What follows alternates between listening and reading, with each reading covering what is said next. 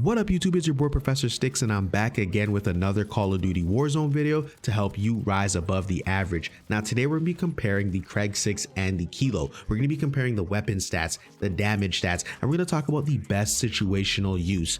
If you like this video and learn something new, hit that like button. If you're new to the channel, hit that subscribe button and consider turning on notifications so you don't miss another Call of Duty Warzone video to help you get better right now. Now let's get into it. The weapon stats for the Kilo and the KRIG are pretty much identical. The ADS speed is 260 milliseconds for the KRIG, and for the Kilo, it's 238 milliseconds. The movement speed for the KRIG is 4.8 meters per second, whereas for the Kilo, the movement speed is 4.65. So there's not much difference when it comes to movement speed and ADS. For the reload times, they're pretty much identical, with the KRIG coming in at 2.34 seconds and the reload speed for the Kilo coming in at 2.36 seconds. The rate of fire is 744 for the KRIG, and for the Kilo it is 751. So you can see right here the weapon stats for the Kilo and the KRIG are pretty much identical. I'm not seeing anything that makes the KRIG much better or different from the Kilo. Now let's talk about the damage stats. Now when it comes to the KRIG does 42 damage to the head, which means it's going to take 6 shots to kill a fully armored opponent. The Kilo also does 42 damage to the head, so it also takes 6 shots to kill a fully armored opponent. The KRIG does 30 damage to the chest, which means it's going to take 9 shots to kill a fully armored opponent, whereas the Kilo does 28 damage to the chest, which means it's going to take 9 shots to kill a fully armored opponent. Now here is where the biggest difference comes from. The damage fall off to the KRIG is at 38 meters, and to the Kilo it's at 30.5 meters, which means that you're going to be able to use the KRIG at further distances than the Kilo. The time to kill for a fully armored opponent, if you're hitting all your headshots, is 403 milliseconds for the KRIG, and for the Kilo it's 399 milliseconds, which is pretty much the exact same thing. When it comes to the chest, it's going to take 645 milliseconds to down a fully armored opponent for the KRIG, and it's going to take 639 milliseconds to down a fully armored opponent for the Kilo. Again, they are pretty much the exact same weapon. The biggest difference comes at that damage fall off range, so you're going to be able to use the KRIG at a bit further distance than the Kilo. All right, so let's compare the situational use for the KRIG and the Kilo. You're going to want to use the KRIG in a balanced playstyle similar to the Kilo. Because of its damage fall off being 38, which is the highest out of all ARs, this is going to be a perfect gun for those who are going to be wanting to fight those medium to long range battles. It's perfect to pair with an SMG because you don't want to be using the Kilo at close range. It's going to have that movement penalty for those ARs where it's going to be hard to be fighting in close range combat.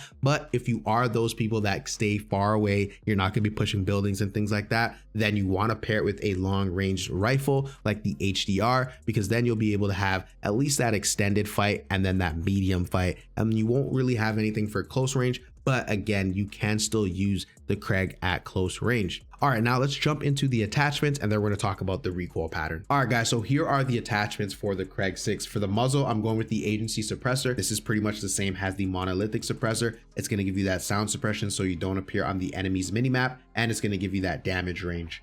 For the barrel, I'm using the 19.7 inch takedown. Right now, I'm in between the Ranger and the takedown. The reason why I like the Ranger is because it gives you that bullet velocity, and we know the Cold War weapons have issues with bullet velocity. But right now, I can say that the takedown has been doing really well for me. I really do like the takedown. So it's either or for me. You guys pick which one works best for you and you feel like you're comfortable, you feel like your bullets are hitting on time. For the underbarrel, we're going to go with the Field Agent grip. This is pretty much the best underbarrel grip you can get for Cold War weapons. It's going to give you vertical recoil control and horizontal recoil control.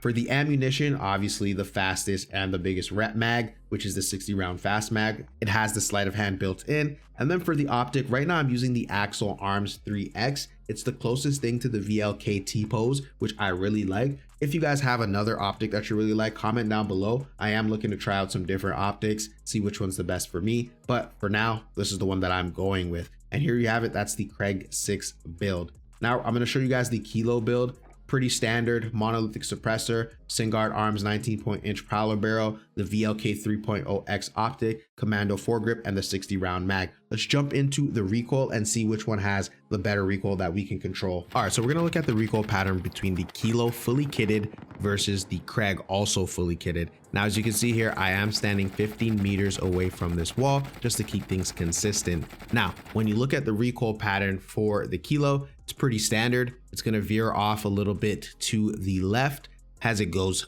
vertical. But with the KRIG, it actually goes straight up, moves a little bit to the right, and then goes straight up again. So you're gonna have a little bit easier time controlling the KRIG because it's not giving you a lot of left and right movement. However, you do have to compensate for that increased vertical recoil that the Kilo doesn't have. So here are my final thoughts on the KRIG versus the Kilo. They are pretty much the same AR. The stats are very much identical. The only difference is the damage fall off range for the KRIG being at 38 meters, which means you're going to be able to use the KRIG at further distance. But then you also realize that there's going to be more recoil when you're using the KRIG, especially because of that vertical recoil that the Kilo doesn't have. The KRIG is going to be a lot harder to control at those further distance. So in my opinion, I think the Kilo is probably still king over the KRIG simply because of that recoil pattern. It is a lot easier to control the recoil on the Kilo than the KRIG. But let me know down in the comments below,